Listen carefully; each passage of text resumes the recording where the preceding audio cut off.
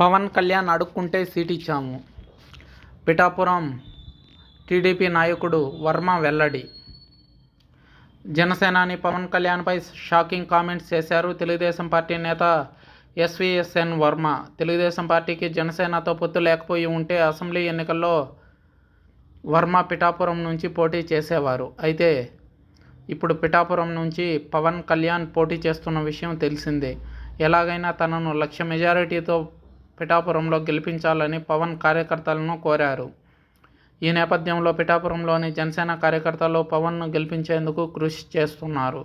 ఆయన బ్యానర్లు, ఫ్లెక్సీలు, పార్టీ జెండాలు కట్టి పెద్ద స్థాయిలో ప్రచారం చేసేందుకు సిద్ధమయ్యారు.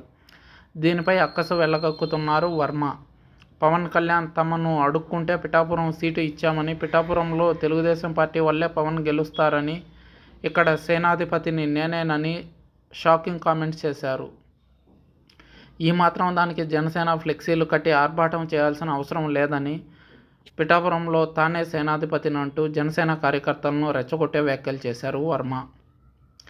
అయితే పవన్ కళ్యాణ్ని భారీ మెజారిటీతో గెలిపిస్తానన్న వాగ్దానం చంద్రబాబుకు చేశానని, దానికి ఇప్పటికీ కట్టుబడి ఉన్నానని, పవన్ కళ్యాణ్, జనసేన నాయకులు ఇలాంటి ఓవర్ యాక్షన్ పనులు మానుకుంటే మంచిదని చెప్పుకొచ్చారు.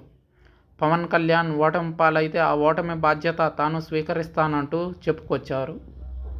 రాష్ట్రంలో అత్యధిక మెజారిటీ పవన్ కళ్యాణ్కే వస్తుందని చెప్పుకొచ్చారు వర్మ.